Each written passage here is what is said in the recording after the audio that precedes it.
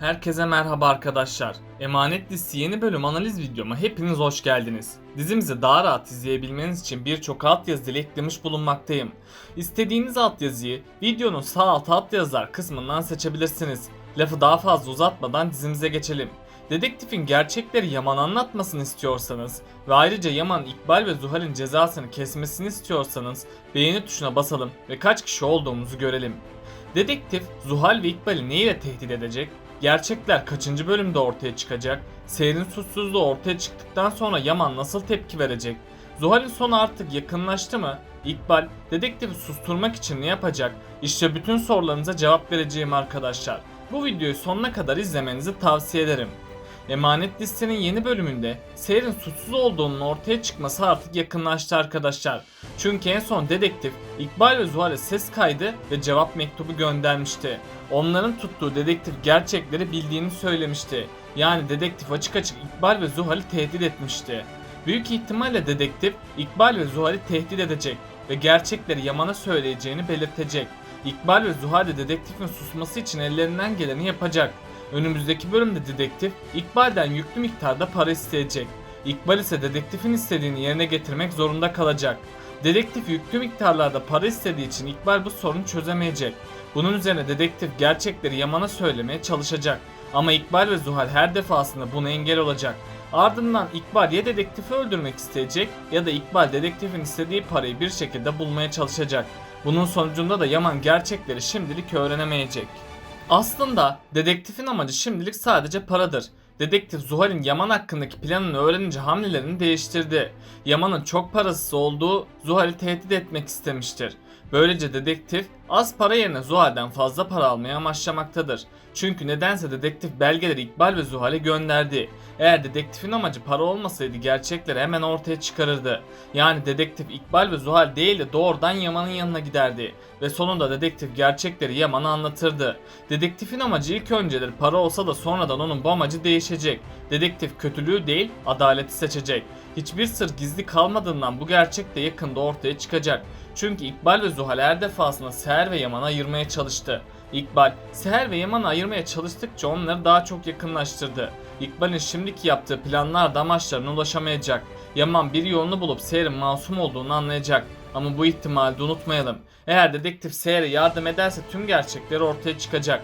Yaman sonunda Seher'in suçsuz olduğunu anlayacak. Yaman Seher'in suçsuz olduğunu anladığı için çok pişman olacak. Çünkü Yaman bu süreç içerisinde Seher'e yaptığı kötülükleri düşünecek. Yaman Seher'e yaptığı kötülükleri düşündükçe çıldıracak. Yaman ardından Seher'in yanına gidip ondan af dileyecek. Seher ise şimdilik Yaman'ı affetmeyecek. Çünkü Seher Yaman'ın kendisini kandırdığını sanacak ve onun yine kendisini kandırıp kötülükler edeceğini düşünecek. Bu yüzden Seher Yaman'a güvenme konusunda büyük bir ikileme girecek. Tabi gerçeklerin ortaya çıkması biraz zaman alacak. Gerçekler 165. bölüme doğru ortaya çıkacak. Bu vakte kadar İkbal ve Zuhal'in yıkılışına şahit olacağız. Ayrıca Yusuf'un da iyileşip sağlığına kavuştuğunu izleyeceğiz. Yaman ve Seher'in de barıştığını göreceğiz. Önümüzdeki bölümlerde gerçekler ortaya çıktığı için Yaman çok öfkelenecek. Çünkü neden Seher değil de Zuhal'e güvendiğini kendisine soracak. Yaman bu olanlar üzerine Zuhal'in yanına gidecek. Yaman Zuhal'e neden kendisine yalan söylediğini soracak. Zuhal ilk başlarda kendisinin suçsuz olduğunu belirtecek. Sonradan Zuhal Yaman'ın baskılarına dayanamayıp kendinden geçecek. Zuhal gerçekleri bir de kendi ağzıyla açıklayacak. Yaman Zuhal'in kendisine takıntılı bir şekilde aşık olduğunu görecek. Zuhal tam İkbal'in gerçek yüzünü ortaya çıkarmaya çalışırken İkbal yetişecek ve Zuhal'i susturup Yaman'ın odadan çıkmasını rica edecek. Ardından İkbal Zuhal'i tüm suç üstlenmesini isteyecek. Eğer kendi gerçek yüzü ortaya çıkarsa parasız kalacaklarını belirtecek. Zuhal İkbal'in bu söylediklerini önemsemeyecek. Zuhal'in aklı başından gittiği için gerçekleri Yaman'a anlatmaya çalışacak. Ama İkbal Zuhal'in aklına girip onu amaçları doğrultusunda kullanacak. Zuhal de Yaman'ın yanına gidip tüm suçu üstlenecek. Yaman bu olanlardan sonra Zuhal'i cezalandırmaya çalışacak. Ama İkbal Zuhal'in ölmemesi için Seher'i devreye koyacak. İkbal Seher'den özür dilemeye çalışacak. Hatta İkbal Zuhal'i en kısa sürede konaktan göndereceğini belirtecek. İkbal Seher'e yalvaracak ve onun ayaklarına kapanacak. İkbal kendisi ve Zuhal'in çöplükteki geçmişini anlatacak. Seher de yine İkbal'e acıyıp Zuhal'i affedecek. Seher Zuhal'i 3. kez affederek kendi sonunu getirecek. Seher, Zuhal ve İkbal'e yaptığı iyiliği canıyla ödeyecek. Eğer Seher dikkatli olmazsa bu onun sonu olacak. İkbal ve Zuhal daha kötü planlar yapmaya başlayacak. Hatta Zuhal konaktan kovulduğu için Seher'i öldürmeye bile çalışacak. Seher de İkbal'e olan güveni sonucu ölecek. Çünkü İkbal Seher'in ablasını öldürdüğü gibi onu da öldürecek. Yaman ise Zuhal'in tüm suçu üstlenmesiyle bir karar verecek.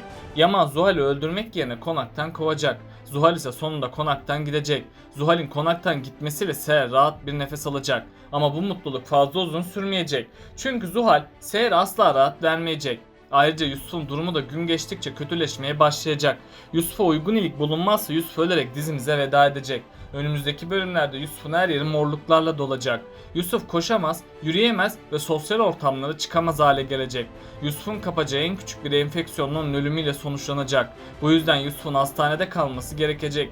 Yusuf için özel bir tedaviye başlanacak. Yusuf tedavi olmaya başladıkça onda bazı değişimler gözlenecek.